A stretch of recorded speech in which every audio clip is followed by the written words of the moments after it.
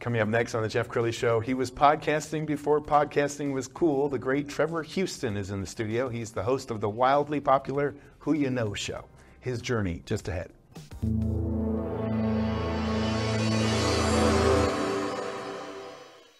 Many are predicting that the worst is yet to come, which is unfortunate, said one person here.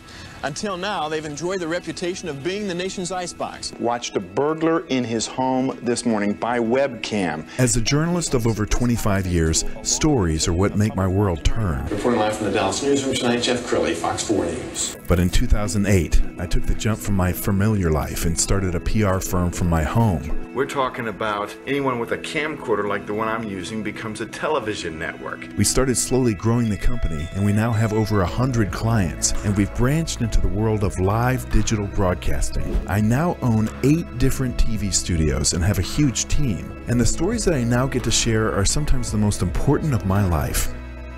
Life has a funny way of coming around full circle. This is the Jeff Crilley Show. Well, my daughter introduced me to the world of podcasting about 5+ years ago. My daughter says, Daddy, we need to get into podcasting, and now it's half of my company. So somebody who realized, before the rest of the world realized, that podcasting was a thing that you needed to get into is my next guest. Trevor Houston, host of the wildly popular Who You Know show. Thanks for coming on the show. Hey, I appreciate you having me. Absolutely. So you started your show in 2018. Yes, 2018 in January. It was pretty crazy times back then. And yeah. it was a video podcast at a time when I think everybody was doing audio. Yeah, everybody was doing audio back then. It was like a radio podcast. It was KVGI radio, and so they did it video on Facebook Live, and that's kind of where it started. And when you told your friends you're starting a podcast, was that back in the time when they would look at you and like, what's a podcast? Or, you know, back then actually it was, we're doing a radio show. Okay. Right? It wasn't even podcast, and I thought we were better than a podcast. But the reason why I thought we were better than a podcast is because of what you said. Podcast is audio only. Right. And so we were video, and we had the radio, we had the radio show, and we had the studio, and we had, like, I thought we were better than a podcast. Yes. You know, the way I envisioned podcasts was 2 guys in their, you know, closet with a couple of microphones and a mixer, you know. Right. But that was kind of how arrogant I was. I didn't realize the world of podcasting, and the world of podcasting has evolved. I mean, it's getting really cool. And he's been doing a weekly show for now, 6 years, and you aren't even clear which episode you're on. How many? If you had to guess, we're in the 500 to 600 range. Like, it's amazing. We ended up losing. This is the crazy part. We ended up losing about 250 episodes from that old studio. Oh wow! Yeah. So KVGI went out of business during the pandemic, and one of my biggest mistakes. Okay, it's a journey. It's all a journey. Sure. One of my biggest mistakes was I didn't have control over the content. Right. It was all on their platform, and when they went out, there went my content. And you were just here yesterday. That's how we kind of got reacquainted, and you had a big name yesterday. Yeah, Ken Coleman. He is a 2-time best-selling author, and he's got a nationally syndicated radio show on the Dave Ramsey Network. He co-hosts with Dave Ramsey. He's a career expert, talks about how to find your purpose and your passion in your career. So perfect for our audience. And how many people did we have in the studio? About 50. And that's amazing. Yeah, I mean, the energy was very electric. At one point, they were all kind of gathering in our lobby, and they were just, everybody was chattering, and I was like, man, this lifts the energy of the whole company. I want to play a clip from one of your shows, and this is actually like a short that you had created. I'm going to play the clip, and then we're going to react to it. Okay, let's go ahead and play the clip. Growing up, my parents kind of split at an early age. I think I was like 8 years old, something like that. They split up, and I ended up staying with my mom and love my mom to death. She's an amazing person. But right as they got that divorce, she got disabled. And so she wasn't working. She was on a lot of programs and things like that. And we had a lot of roommates, a lot of different people coming in and out of the house. I had so many different influences in my life at a young, early age. And my dad was always there, but I didn't necessarily want him in my life at that time. time because he was the discipline. He was the structure. And as an 8-year-old, you don't want discipline and structure and that kind of thing, right? So I had a lot of crazy people in my life, and I was running crazy, and I was doing a lot of stupid stuff that got me in some trouble. But it also sharpened me in a lot of ways, because I want to tell you, I learned how to be adaptable. I learned how to have empathy for different types of people. And I can communicate with just about anybody. I can identify with people because I grew up with so many different types. And so I wouldn't trade that experience, even though a lot of those times were pretty rough. As I was growing up, we didn't have a lot of money. There was times we didn't have running water or lights. There were some really big challenges there. I ended up getting in a lot of trouble because I was just running amok. I needed a positive place to channel my energy, and I didn't have that. So I was channeling my energy in negative ways. I ended up getting in trouble and was forced to move with my father. And my father is just an amazing person. Love him. Shout out to my dad. He taught me how to work hard, taught me how to save, taught me how to run a business. He's an entrepreneur. He's a business owner. And so that's really kind of where the story begins, is that transformation that I made from being wild and crazy to finding a positive channel for my energy. That's where I would say it would start. Wow, and we should clarify that you were a guest on somebody else's show. Yes. And that's a good friend of ours, Julian. Julian Placino, yeah. Yeah. What I loved about that is you're real, you're raw, you're honest. And I think so many people who approach a podcast feel like they have to be Dan Rather or something like that. They have to pretend to be an anchor man. And what I think is refreshing about your show is how real it is. Well, I appreciate that. Yeah. In the very beginning, that first episode I ever did, it was not. I was like scripted and it was super polished, and I was terrified. Right, my very first episode. And I remember the owner of that studio. We asked him, like, "Hey, how did we do?" He was like, "That was not so great." He's like, "You need to just kind of just let it loose, man, you know." And so we do. You know, it's a lot more authentic, and that's one of my superpowers. I feel like is that I just am who I am because I have had to be a chameleon my whole life. I've had to try to fit in and adjust into different environments. And now I'm just like, you know what? This is who I am.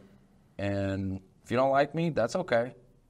And I call it scrappy. You know, I grew up in Detroit, and scrappy. I had to learn street hustle to survive in the mean streets of Detroit. Sounds like your humble upbringing really taught you to navigate and to connect with people. And that brings me to another point. I mean, doing a show is a great way to meet people. And you've met some of the biggest names in the business. Yeah, we've had some amazing guests. We've had Grant and Elena Cardone, who are real estate moguls, you know, billionaires. I fully believe, wait for it, Grant Cardone will run at some point for president. He will. That's gonna happen. But yeah, we've had Grant and Elena Cardone. We've had Ken Coleman, which we just had. I'm working on Dave Ramsey. You know, a lot of big names, and it's been fun, you know. And one of the things about a podcast is it is a way for you to network. Yes.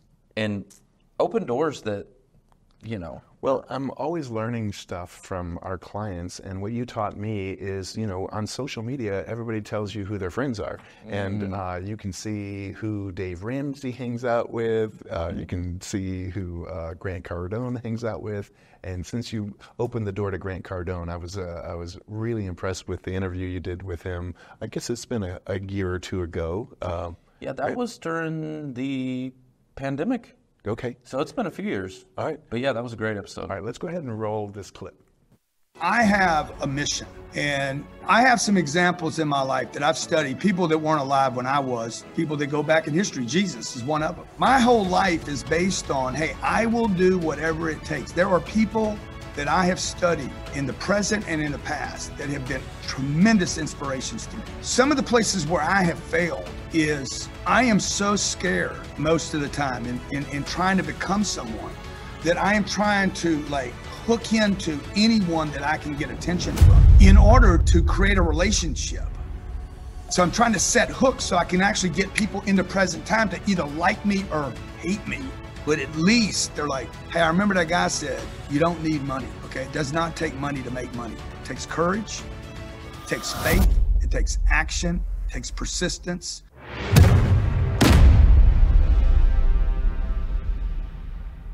Tell me, what was it like to have your identity stripped away, to go out with no money? Tell me about the show. I'm really curious and excited about it. So the name of the show is Undercover Billionaire. It premieres tomorrow night at 8 p.m. Eastern Standard Time on Discovery Channel. Or you can get the Discovery Plus app. By the way, they're going to be playing it at 8 a.m. tomorrow morning, so you get a 12-hour start. I'm not supposed to tell anybody that. Discovery called me in January and said, hey, if we drop you off in a city you've never been to, take away your money, your credit facilities, all your friends, all your contacts, could you turn basically $100? They said, we'll give you $100. I'm like, well, keep it. That's stupid. Like, let's just go to zero. Don't be dumb. But they think $100 is money or something. And they said, your goal is to turn it into $1 million in 90 days. And I'm like, you got to remember, this is January 2020. There is no COVID yet. COVID does not exist. There's been no talk of COVID. There's 3% unemployment, 3.25% unemployment in the United States. We have the fastest growing economy we've had in 12 years. And I said, yeah, dude, I can do it. So let's roll. So you were let's pumped. Roll. You were pumped up. I said, let's roll. Let's roll. Let's do it. Let's go. Let's go. Let's go. And I said, I just got to tell my family, that I'll have them out there, that I'll be gone about a week, and then I'll bring them out. And the guy called me up and says, well, I don't think you want to bring your family on this trip. And I said, what are you talking about? He's like, have you watched the show from last year? I said, no, I didn't watch it. I heard about it, but I didn't watch it. I said, whatever he did, dude, I'll do 10X that. He's like, what do you mean? I said, let's do $10 million in 90 days. And as long as you drop me off in a city where they speak English, I'm going to hit a $10 million business in 90 days. I've been thinking about this for 30 years about doing this. If you guys are going to follow me around and document it, you're going to make me a legend, a living legend, if I can pull it off. So I said, let's do 10 million, pick the city, and let's roll. And he's like, you should go watch the show first. So I did. I went and watched it, called the guy right back, and I said, hey, I'm in. My wife's in. The kids are in. Where you want to go, when you want to go. But I said, one condition. I said, I want to bring $1 million in cash to the president of Discovery Channel and drop it on her table, and bet her $1 million in cash that I can pull this off. And you guys had such great rapport. Okay. Now this was 2 or 3 years ago. Fill us in. How did it turn out? So Grant, he did that show, Undercover Billionaire. The goal was to hit $1 million business in 90 days. Well, if you know Grant, everything is 10X. That's his whole brand, 10X. So yes. It's whatever your goal is, you have to 10X that goal. So he went for a $10 million business in 90 days. He ended up hitting a $5.5 million business in 90 days, starting from $100. Right, and that's his whole thing, right? And so, I mean, that guy's he's the real deal. He's a beast. But that episode, I'm going to tell you, I tell people all the time that was the worst episode I've ever had. How do you mean? Because it went sideways. All right, let me tell you. So when you're dealing with a guy like him, you have their handlers, their PR people and stuff like that you're working with. I wasn't able to have any kind of conversation beforehand. We were already live when he pops in, right? So there was no pre-conversation at all. Sure. I wasn't able to tell him about the audience. He has no idea about our show. I mean, really, let's just be honest. He did 20 interviews that day. Gotcha. He's going one, right? Promoting his show. So anyways, I get him, which is great, and he comes in, and I didn't get to tell him that our show is a ministry, we're giving back, we're trying to uplift people. And he comes on pounding his chest because he just came off doing this thing, right? He's like King Kong, like I'm king of the world, right? And he's dropping all these F-bombs and he's doing all this kind of, that's him. And I love Grant, but, there was one point in the episode, let me tell you something, I was so nervous. And I didn't know this about myself. When I'm nervous, I'll get cotton mouth. Oh, wow. Okay. Now, I didn't know that about myself. I found out from this episode. So I didn't have any water. And he made a comment. I asked him, well, when they dropped you off and you didn't have any food or anything, what did you do for food? And he said, I went from vegan to eating wieners again. And he goes, everybody's got to eat a little coming on the come up, got to eat those. Oh, wow. Right? And I'm like, in my head, I'm thinking, oh my God, I had already turned my church onto this show. I was telling my church about it and everything. And this is live. This is live. And he's dropping all the F-bombs. He's talking about doing all this stuff. And I'm like, oh, my God. In my head, I'm like, this is going so sideways. And then I guess because I was so nervous, I did that. And he goes, why'd you lick your lips when I said that? Why'd you lick your lips? Oh my God. And so I had to literally, I said, Grant, hold on, time out. I cut him off. I said, Grant, let me just tell you, this show's a ministry. We're trying to lift people up. And he totally did a 360. Like, I mean, I promise you, I know Grant, he is a professional. If I would have had a chance to tell him what the audience was in advance, he wouldn't have acted that way. He goes on the news and he does all this. Sure. Right? But I didn't get that chance, so he's just doing his thing. But I tell people it was the worst. In my mind, I'm like, this is the worst. This is going so sideways. This whole thing is just blowing up in front of me. I go back and I was because of that. There's clips in there. I get sides of Grant. Grant apologizes to me. He called me on the air. He apologized. Yeah, he literally called me that evening and apologized. Wow. Like I got to see a whole different side of Grant that I don't think that other people get to see. I mean, it was the best, worst interview. I mean, it was amazing. I love that story. That's a great backstory. One of the things that I drew from that is this 10X mentality, because most of us, we set a goal, and it's not a stretch goal. It's like a SMART goal. Yeah. SMART, what is it? Smart, obtainable, whatever. I don't know the acronym. But so, like, as you're interviewing these, these thought leaders, are you always kind of learning and drawing inspiration from these people who have led these amazing lives? 100%. That's one of the biggest things. Is I try to use it as almost like free coaching. Like I think about a guy like Grant Cardone. He'll get paid $100,000 to do some coaching with somebody for a couple hours. Sure. I got him on my show for about an hour for free. Right. And it's like, okay, yeah, I want to try to get some knowledge out of this guy, figure out what he's doing, Well, you must be comfortable with me because we don't have any water out here in your there's no dry mouth. Let's do this. Let's pull up the Who You Know Show website and scroll down it. And I want you to talk about the kinds of guests that inspire you. Like when you're planning your show, are you already looking out, a week or two in the future? Or how often do you schedule? Yeah, we have new shows every week. And, like this image right here that's being pulled up, you'll see a lot of motivational speakers.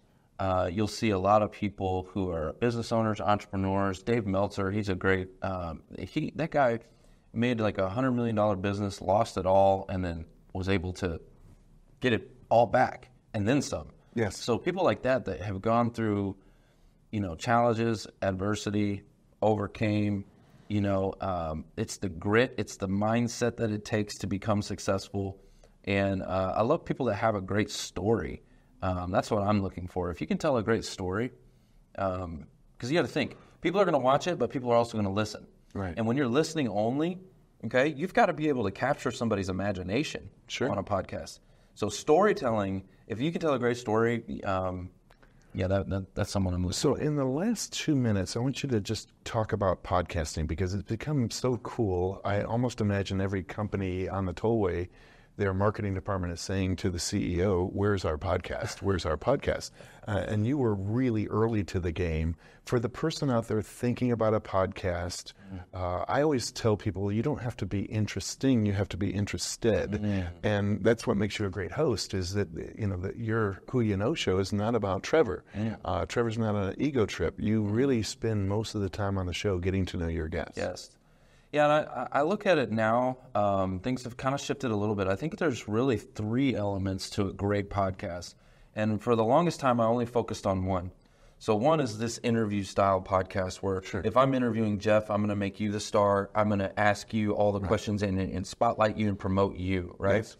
So that's one style. But the way I look at that is these are the people that you want, the spheres of influence, the people who can take you to that next level, the Grant Cardones of the world, the Jeff Crilleys of the world who are influential and who, hey, if I put some spotlight on you, maybe that helps me. It's the law of reciprocity, Absolutely. Right? Yes. So these are people that, again, you want to spotlight. And then the second would be live coaching. Okay? So let's say you have a client. Bring them on to your show. They're going to ask you the questions. You're coaching them. So this puts you in a position of authority. Yes. Right? Like if you were to coach me, on how to create a PR business. Right. Right? And I'm asking you all the questions, Jeff, how did you do that? And you're going to coach me on how to do that, right? So that would be the second one. And then the third one would to be more of a solo, where I'm going to teach a subject. Right. Right? And the 10 reasons why you should do X, Y, and Z, right? And again, that positions you as the expert or the authority. Sure. So that it's not always, because what I started to find out was the podcast was always about someone else, and the audience never really got to know me very much. Right. So to have some episodes in there where the audience gets to know the host. Yes. Right? I'm so impressed with you. We're going to have you back again soon. We're going to end with his website, which is whoyouknow.show. The great Trevor Houston. Thanks for coming on the show. Thank you. Appreciate it. You bet. That's it for now. We'll see you next time.